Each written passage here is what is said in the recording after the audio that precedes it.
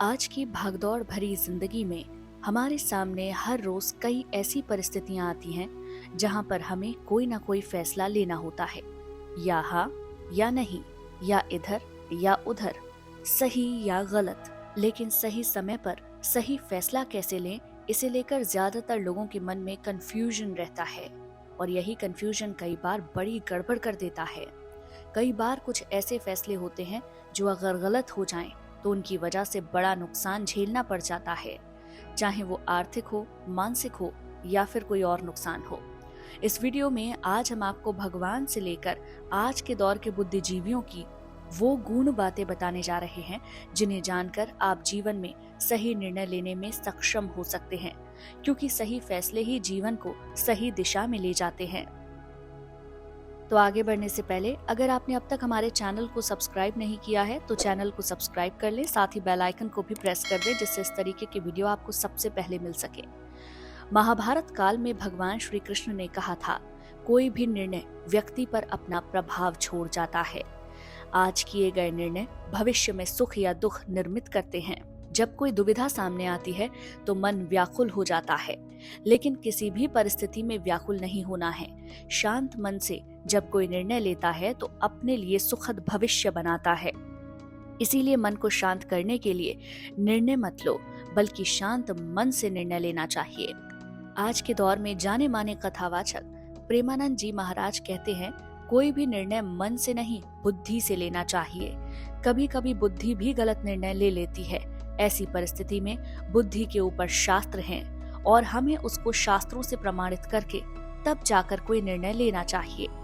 कोई भी परिस्थिति आए तो पहले धैर्य रखते हुए भगवान का स्मरण करना चाहिए। फिर बुद्धि को देखो, ये जो निर्णय ले रही है शास्त्रों के हिसाब से है या उसके विरुद्ध है। विरुद्ध में है तो फिर वैसा निर्णय नहीं करना चाहिए, उसे वहीं रोक दीजिए। हृदय से और उसके अंदर से एक आवाज आती है, जिसने उसे समझ लिया वही सही निर्णय होगा। कथावाचक जया किशोरी के मुताबिक कोई भी फैसला जल्दबाजी में नहीं करना चाहिए। पहले सब कुछ जानने की कोशिश करनी चाहिए। पूरी सिचुएशन समझने के बाद ही निर्णय लेना चाहिए। कुछ भी बोलने से पहले उस बारे में अच्छे से सोच लीजिए और उसके बाद ही फैसला लीजिए। वही मोटिवेशनल स्पीकर संदीप माहेश्वरी अपने एक सेशन में बताते हैं कि दिमाग में जब कंफ्यूजन और डर की स्थिति होती है तब क्या करना चाहिए।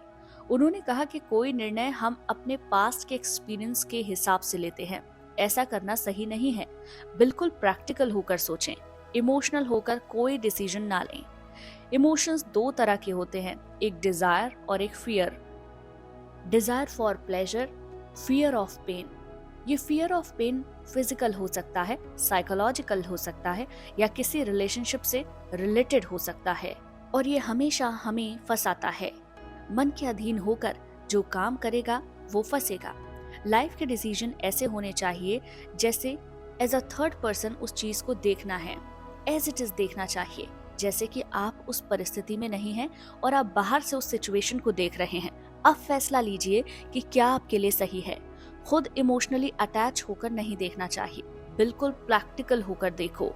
जैसे एक डॉक्टर को अगर अपनी बेटी का ऑपरेशन करना है तो उसके हाथ कांपने लगेंगे, लेकिन किसी और की बेटी का करना है तो 1 मिनट में वो ऑपरेशन कर देगा।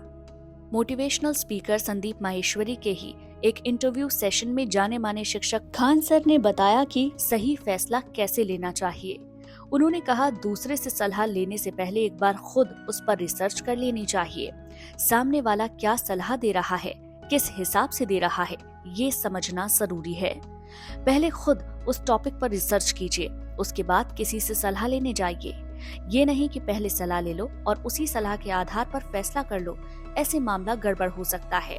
इसके अलावा टाइम टू टाइम यानी कि वक्त के साथ डिसीजंस को बदलना भी जरूरी होता है।